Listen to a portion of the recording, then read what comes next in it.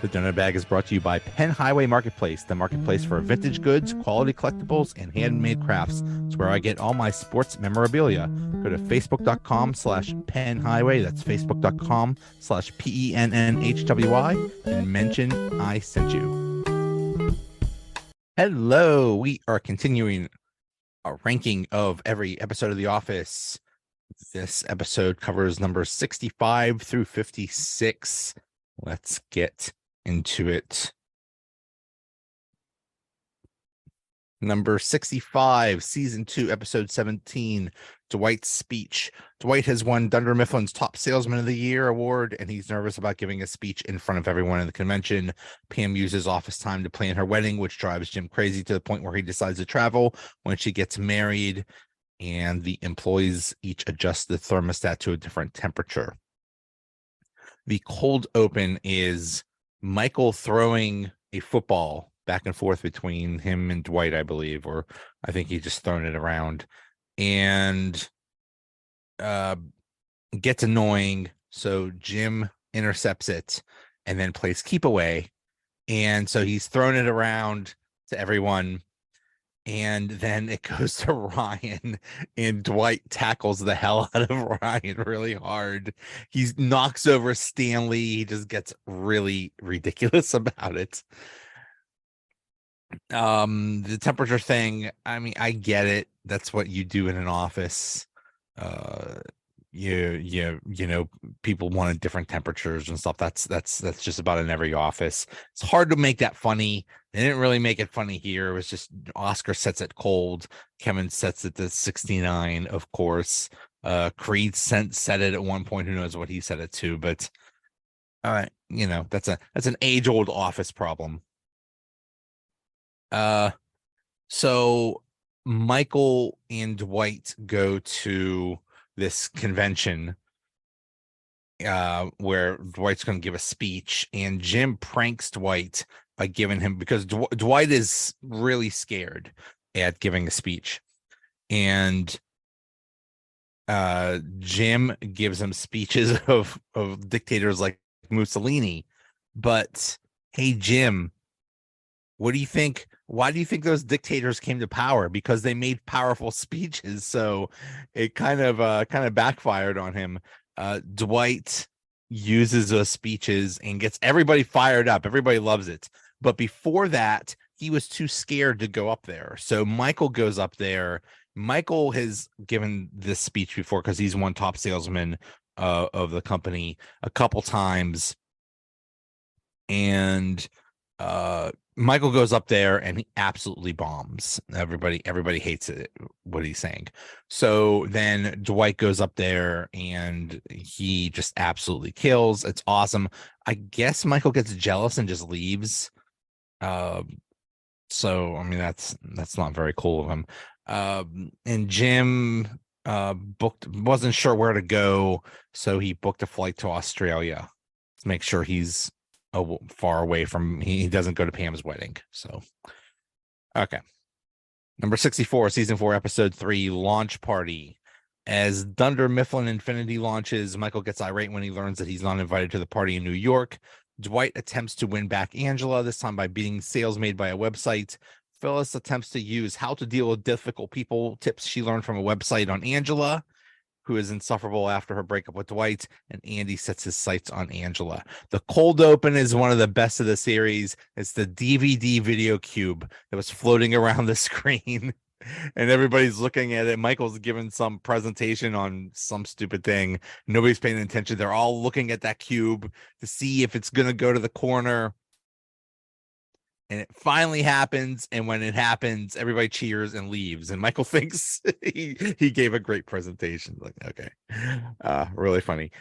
This is right after Michael ran over Meredith. So Meredith goes to Jim and says, "You didn't sign my cast," and it's on her crotch.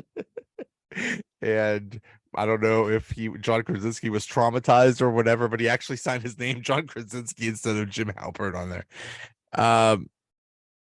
So yeah, they're launching a website, and now you can order paper online, and Dwight says that he'll beat the website, and he does this to impress Angela, and he is really obnoxious about it, even though Pam feels bad for him because he feels terrible about his breakup with Angela. And but Dwight is super obnoxious about it. So Jim and Pam prank Dwight by saying that the website is self-aware, and he's chatting with Dwight. It's like, I've been programmed. I believe I've been programmed to destroy you. So silly. Corporate Dwight says that corporate gave Dwight 13 employee of the month. He got, instead of a raise, he got an extra plaque. So he was all proud of that. Jim and Michael go to New York for the launch party, and when Michael says the party is located at Chat Room, Jim realizes that it's a online thing, so he turns around. Michael is really upset. Michael got him, instead of getting them that Dr. Seuss book, Oh, the Places You'll Go, I think he got him Green Eggs and Ham or something like that. So Michael turns around, and he doesn't care about the Scranton party when he was headed to New York, but now that he's back, he tells Angela to make he lists all these demands. He wants an ice sculpture and go-go dancers and all this crazy stuff. And Angela's freaking out because she can't get that in 2 hours time. So Andy is trying to impress Angela, so he gets her an ice sculpture that he stole, and whatever. Dwight is just heartbroken over that. The Michael orders pizza, and the question is, was it Alfredo's Pizza Cafe, which is the good pizza, or Pizza by Alfredo, which is the bad one? The thing is, there actually is an Alfredo's Pizza Cafe in Scranton. But the delivery boy arrives, and Michael says, well, I have a coupon for half off. And the delivery boy says, that doesn't work here. And Michael's basically saying, well, I'm the customer and I'm always right. And the kid is like, I don't care. You're not getting a discount. So he holds the kid hostage, and then he refuses to let him out of the room. And finally Michael realizes, oh my God, I kidnapped this kid. So they let him out. At one point, the kid says, this is stupid. And Michael says, you don't even know what stupid is. It's about to get all stupid up in here. Also from this episode, we have the famous line, which I see all the time, where Michael says to Jim, I think you're overthinking it. And Jim says to Michael, I think you're underthinking it. See that all the time. Jim and Pam sneak up to the roof, I think because they didn't want to be involved if the police came about a kidnapping. They go up to the roof. This is one of the iconic scenes. They are just they're just hanging out up there, and it is very adorable. So they have the launch party at the different branches. When they get to Scranton, Michael is like, screw you, Ryan, our salesman beat your machine, and go to hell. And Ryan is embarrassed by that. But it's late, and Michael and Dwight just decide to go to New York, which I think is like a 2-hour drive, just to get sushi from the party. So okay. Number 63, season 1, episode 5, basketball. Michael and his staff challenged the warehouse workers to a basketball game with a bet looming over both parties. Yeah, it was just a basketball game. Apparently Brian Baumgarter, who plays Kevin, is actually really good at basketball and actually made 14 shots in a row. This is season 1 Michael, so he is ultra obnoxious and just horrible. He picks Stanley because obviously, Stanley's black, so he must be a great basketball player. Stanley is in his windbreaker, and he's when he dribbles the ball, he puts his hand out. It's the stupidest thing. Oscar volunteered to play, and Michael says, well, we'll push you in when we play baseball. So I don't know. Stupid joke. So yeah, the office guys play the warehouse guys because corporate said that somebody has to work on Saturdays, and they play for, the loser has to play on Saturdays. And at the time, the office people were winning, but one of the office people accidentally hits Michael, and Michael says, "Oh, it's a foul. Okay, game over. We win." And the warehouse guy says, No, we're screw you. That's not happening. So Michael backs down. Then the office people are mad at Michael, but Michael says, forget that. We're not going. He backs down from them too. During the game, so Pam was down there, obviously rooting for Roy, but then also secretly rooting for Jim, I guess. And while they're playing, Roy actually did hit John Krasinski in the face, and I think he got a fat lip or something like that. Maybe bled or something like that. But that was real. They kept it in. They kept that shot in. Number 62, season 3, episode 17, Cocktails. Michael, Jan, Dwight, Karen, and Jim attend a cocktail party at David Wallace's home. As part of her resolve to be more assertive, Pam makes Roy go to the bar with a group from the office. The cold open was Michael trying to show that he's Houdini by getting out of escaping from a straitjacket. The thing is, he had the key in his mouth, and the key came out, and so he couldn't get out. And so his hair is all messed up. He's sitting in his office, and he just says, separately on an unrelated note, if you happen to find a small brass key. This episode was actually directed by J.J. Abrams. Okay. So a bunch of people go to I think it was Poor Richard's, and they walk by one of those claw machines that has the toys in it, and Pam says, "Oh, there's a duck," and Pam said, and so Toby spends all night trying to get to the duck, and then he finally gets a duck. He doesn't spend any time. Pam says, "Well, I was hoping to talk to you, but you were gone the whole time."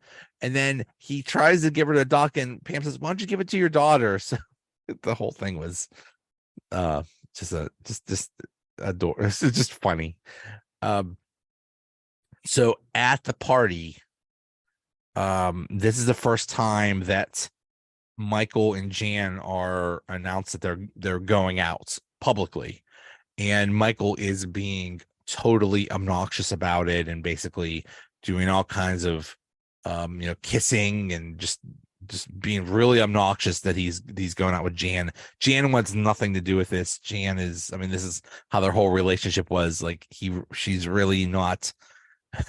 Who knows what's going on with that? But it was just totally crazy, and she gets upset that he is so public about it. Michael is just so proud that he could finally announce publicly that he's going out with Jan, but Jan is still embarrassed, and she says, "I am taking a calculated risk. What's the upside? I overcome my nausea, fall deeply in love, babies, normalcy. Downside, I date Michael Scott publicly and collapse into myself like a dying star." We know which one happened. The last thing.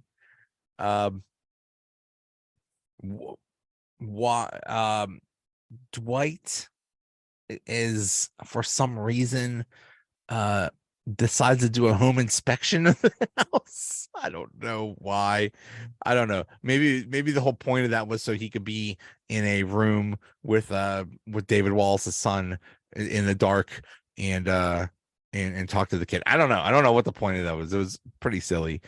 I like when Karen says to Jan, she just says, "Hey Jan," and Jan just says, "Not too good." I love that.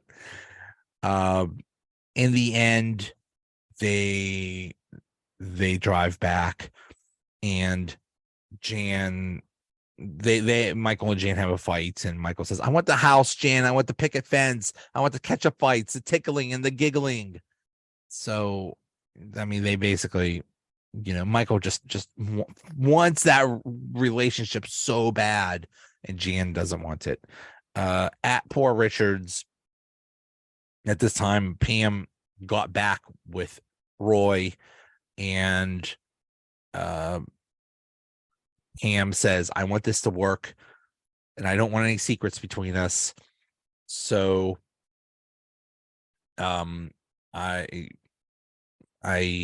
she admits that Jim kissed her and she kissed him.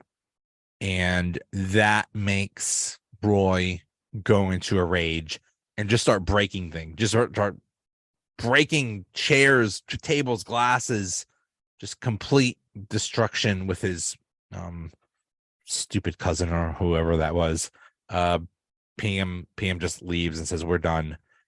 And Roy doesn't get in trouble because the guy paid him off with their jet ski money. I don't know, but yeah, Roy went absolutely crazy. And at the end he says, I'm going to kill Jim Halpert. And I believe the next episode is when he confronts Jim in the office, and Pam and Dwight intercepts him with the pepper spray.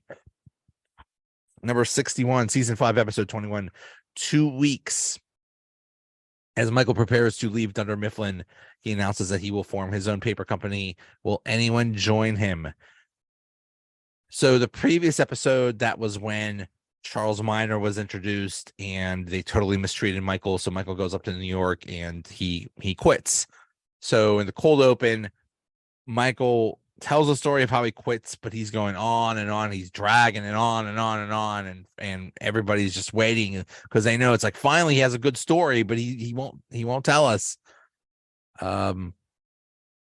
Michael doesn't think that he needs to apply for any jobs because he'll just get a headhunter or something like that. But then this guy comes in and he says, like, hey, the job market is horrible. So then Michael freaks out. Michael calls Prince Family Paper, but their message is, oh, sorry, we've gone out of business. And the reason they've gone out of business is because of that episode where Michael and Dwight stole all their customers. So this is where Michael decides to form his own paper company, the Michael Scott Paper Company. He starts asking everyone if they'll join him, and everybody tells him he's crazy. No. So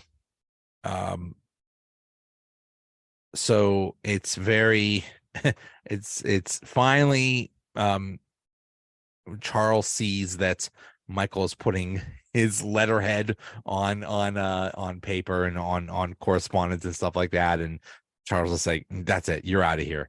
Michael goes to give a speech and Charles says, nope, you're done. Doesn't even let Michael give a speech. Then Michael sneaks back in and tries to get people to come again, and Charles threatens to beat him up. So he says, please, will anybody join me? And Pam, who spent the entire episode trying to figure out the new copier, finally figures it out and realizes how stupid it is that she's just figuring out a copier.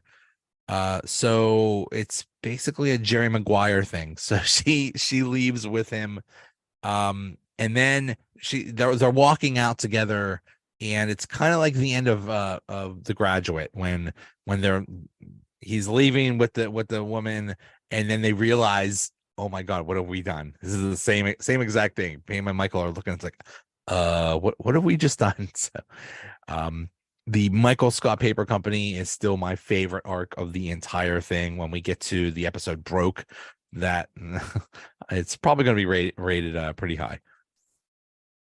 Number 60, season 7, episode 16, PDA. Michael and Holly's public displays of affection start to make everyone in the office uncomfortable. Jim and Pam have too much champagne during the Valentine's Day lunch, and Andy tags along on a romantic treasure hunt Gabe has made for Aaron. The cold open was pretty dumb. Daryl's grandma just died, and Pam is consoling him, and she says, we made you a card, or we got a card for you, and we all signed it. But everybody thought it was Daryl's birthday instead of Daryl's grandma dying. So all the messages were like, yay, woohoo, go big dog.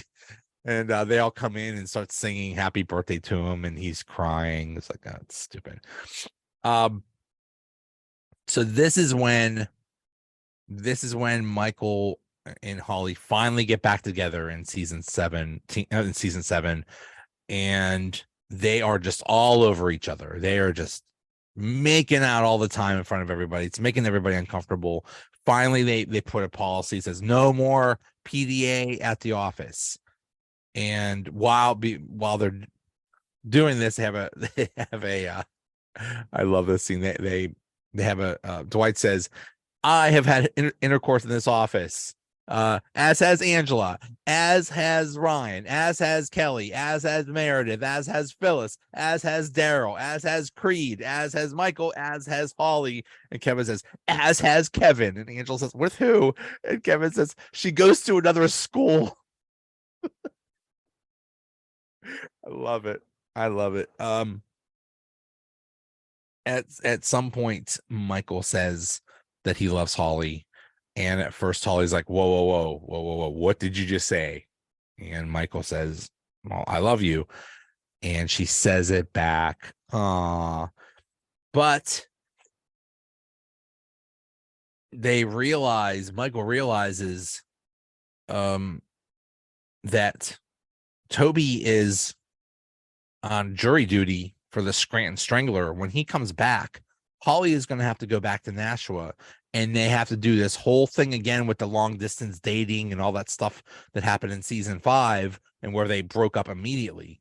So Michael is very sad, depressed, and he says, well, we know this isn't going to work, so what are we going to do?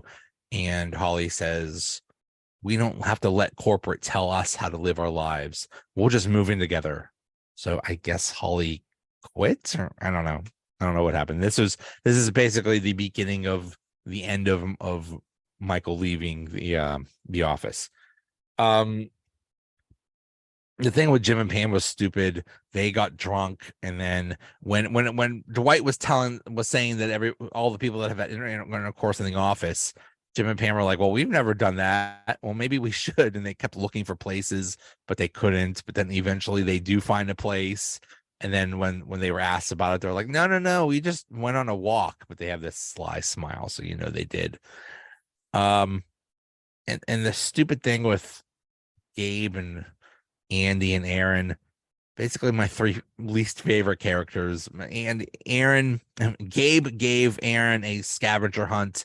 Aaron couldn't figure it out, so Andy helped him, but it was because Aaron and Gabe were dating, and the whole point was Andy really likes Aaron. Okay, whatever. Number 59, season 5, episode 7, customer survey. Dwight and Jim receive shockingly bad customer feedback reports and go to investigate. And Andy searches for a wedding venue, but Angela's standards make it difficult. The cold open was really dumb. Michael told everyone that he was getting married, and everybody's all happy for him, and they make a big deal about it. And then he reveals he's not actually getting married. I don't know what the heck the point of that was. So Jim and Dwight get really bad customer feedback reports. And basically it's because Kelly was mad that they didn't go to her America's Got Talent party. And she had mugs of everybody's faces on them. I want to get one of these mugs. They look really cute. And so also Pam is in art school in New York, and they are talking to each other via the world's tiniest Bluetooth. They have these little earpieces stuck in their ears, and they could talk to each other all day. This episode had one of the best scenes in the entire series.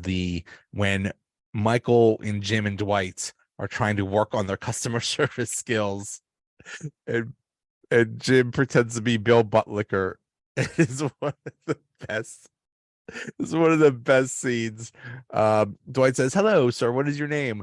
And Jim says, "I am Bill Buttlicker." And Dwight says, "Really? That's your name?" And Jim says, "How dare you? My family built this country, by the way."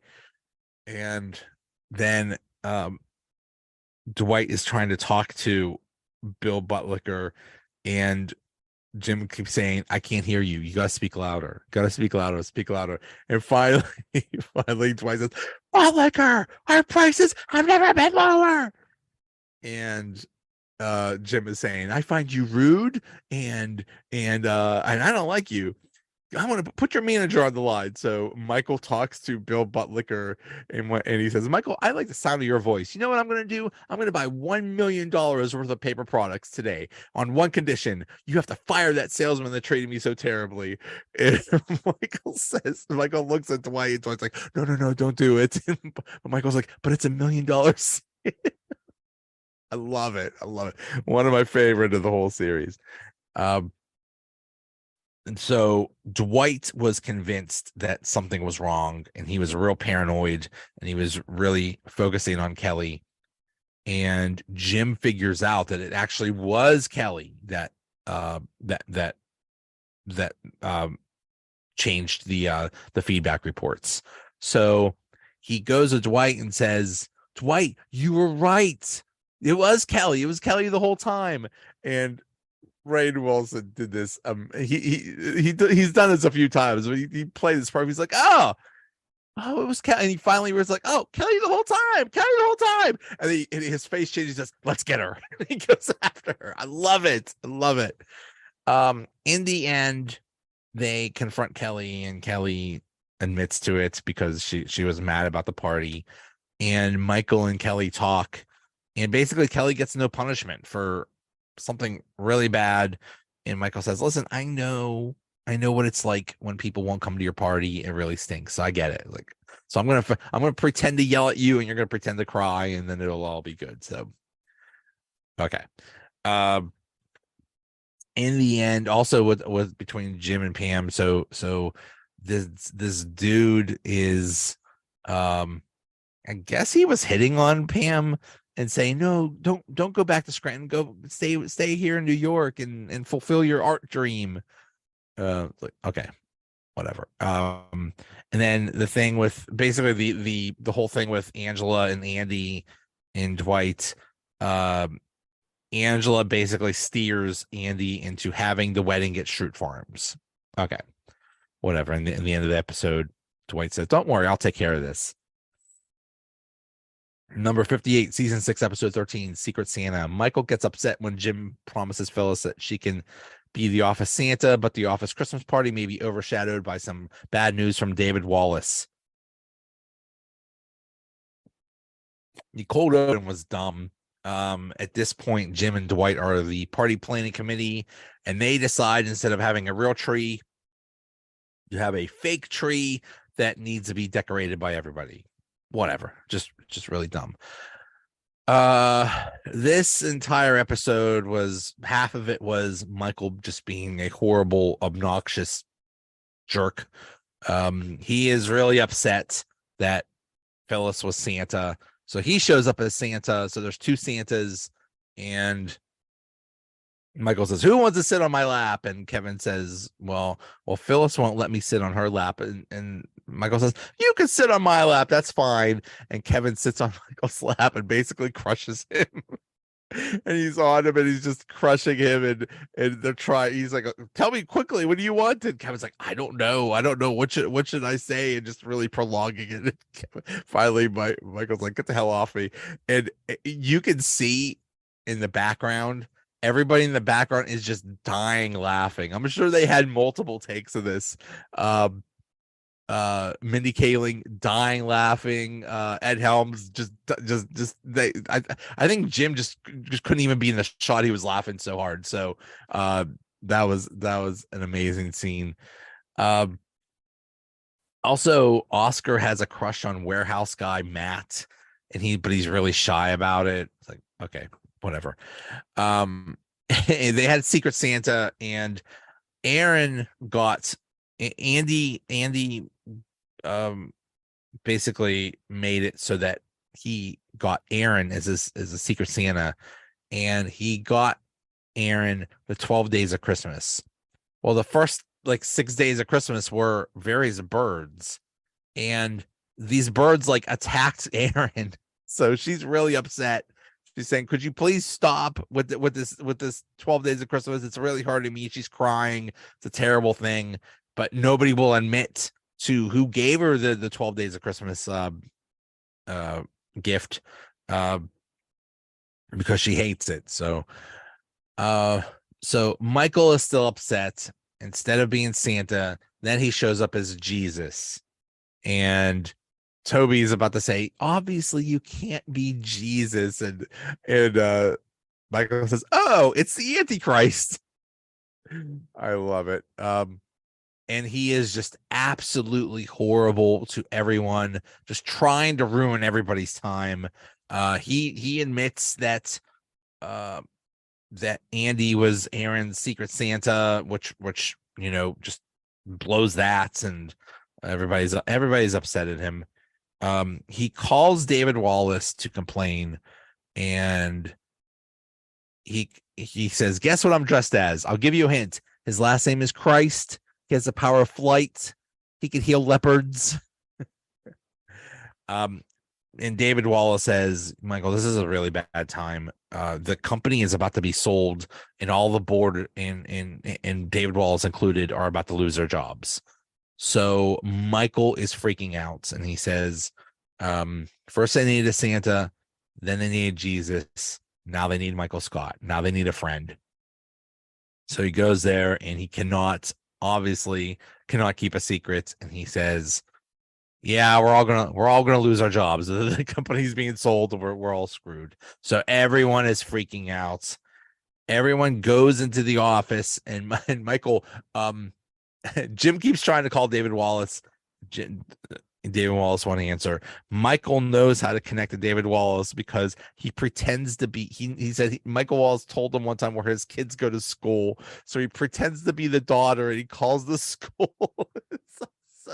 Such a horrible thing to do, but he gets a hold of David Wallace, and David Wallace says, "Yeah, we're being sold. All the board, all the executives are losing their jobs, but you guys are fine. You're all going to keep your jobs. You're the only good thing about this company." So everybody cheers. So then they have a good Christmas. Jim got Kelly a Twilight poster, which she loved. Michael got Dwight as a Secret Santa, and he kept getting him parts to a machine. And Dwight finally put all the parts together, and it was basically a nutcracker. So that was really cool. Andy redeems himself to Aaron by while everyone's leaving, he brings in a drum line of 12 drummers drumming. So that was cute. Number 57, season 6, episode 17 and 18, Delivery, part 1 and 2. Pam goes into labor, and Jim is ready to take her to the hospital, but she refuses to go. Meanwhile, inspired by Pam and Jim's baby, Dwight and Angela tried to reach a business agreement to have a baby of their own. This for such a big event of someone having a baby, this was not a great couple of episodes. It was a two-parter. The cold open was Pam would call customers and say, "Hey, I'm about to go into delivery. I'm about to have a baby. Do you need any sales needs?" And Jim mentions to customers also that he's having a baby to get more sales. And Dwight's like, "That's so fair. You can't do that." And Pam says, "People like it when you mention your personal lives." And so Dwight calls a customer and says, "Hey, I was wondering if you needed more paper. My cousin Mose, he has this really terrible rash," or something like that. It was just not working.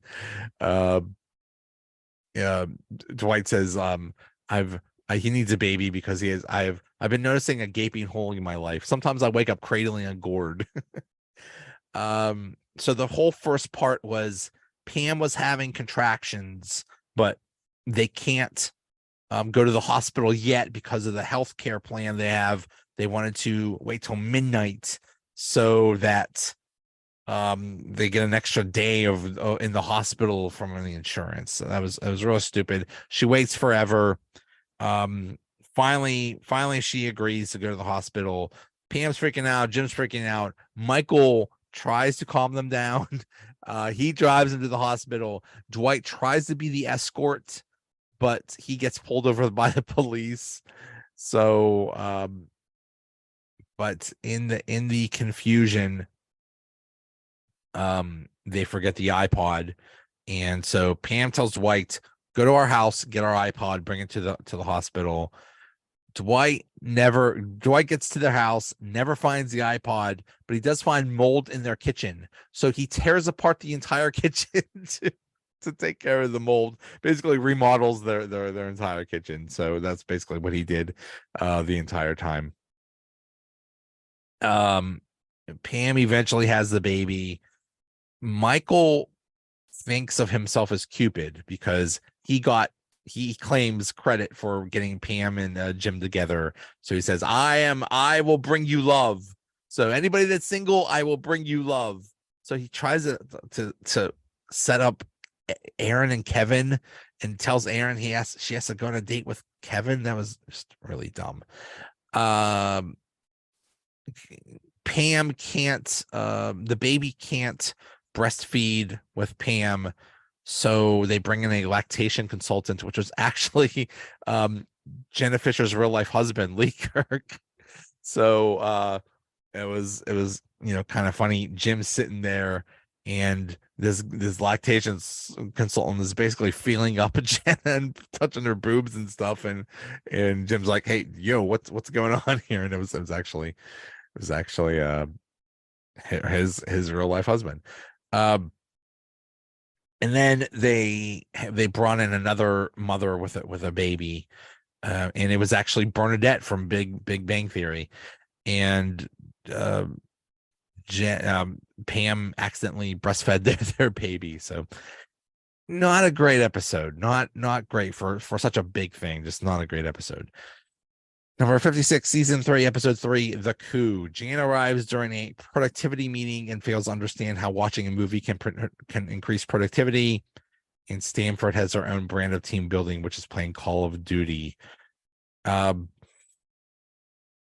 So Michael declares it's Movie Monday and has everyone watch Varsity Blues. And I guess they watch it in parts. So Jan comes in, and while everybody's watching the movie, and the only one that's not watching the movie is Angela, and Jan is just freaking out, like, what the heck's going on here? This is productivity. Everybody's watching a movie. So she gets really upset at Michael, and Angela says, "This is your time to Dwight. This is your time to become manager. So you need to have a coup." So Dwight calls Jan and says, "Listen, we need to meet. I know your clothes are Liz Claiborne, so go to the Liz Claiborne outlet and then meet me off of the exit, and we'll talk." And Jan's a little freaked out that he knows what she wears. That's weird. So Dwight makes an excuse to Michael. It's like, "Hey, I gotta go. I have a new dentist." So he goes to meet Jan and tells Jan that he needs to become the manager and they need to get rid of Michael. Jan calls Michael and says, "Oh, by the way, I just talked to Dwight and he wants your job." So Michael and Michael says, "Were you at the dentist?" Dwight comes back, and so Michael plays along, and he says first Michael says, "Have some M&Ms." And Dwight eats the M&Ms, and Michael says, "I thought after you went to the dentist, you weren't supposed to eat candy." And Dwight says, "Oh, they have these new fast drying fillers or whatever." Michael asks, "What's the name of the dentist?" And Dwight says, "Crentist." Your dentist name is Crentis. I love that. Back in Stanford, they're all playing Call of Duty, and Jim is really, really, really bad at it. And they the manager brings in Jim and Andy, and not to talk about business, but to talk about why they're doing so bad at Call of Duty, and it's all because Jim is an idiot and doesn't know what he's. Jim is bad at Call of Duty. That's the point. And at one point, Andy says, "I will shoot you in real life. What are you doing?" So that was kind of silly. But Michael tells Dwight, it's like, you know what? I just got a call from Jan, and they're going to make you the new regional manager, and they're going to make me the salesman. So when they change, when Dwight hears this, his demeanor completely changes. Instead of being like Michael's lackey, he basically treats Michael like crap. And Michael's playing along, and they announce, Dwight is the new regional manager, and everybody's freaking out. And I think Pam says something like, "I have a broken vacuum. Maybe we can make that the regional manager." And he's playing along, and Michael says, "Okay, and you get the company car, you get the Sebring." And Dwight's like, "Are you nuts? That's a dumb car, especially a convertible in Northeast Pennsylvania. That's ridiculous." And that's when Michael loses it. He's like, "You take that back. Wow, how dare you talk to my car like that?" So he just unloads on Dwight. He says, "I know what you did, you son of a bitch." And Dwight is just begging for mercy, and Dwight says, what do you want me to do? What should we do?" And Michael is a fan of the show Entourage, so he says, "Let's hug it out, bitch." And Michael says, "Hug it out, bitch," is a good way to work out issues, but not a good idea to say to a woman, I have found. It doesn't translate. So it seems that, they've made up, but really, Michael has Dwight do his laundry for a year, and also stands in the middle of the office with a big sign that says liar or something like that. So, all right. That is it. We are almost into the top 50. Thanks for listening and watching, and I will see you later. Bye.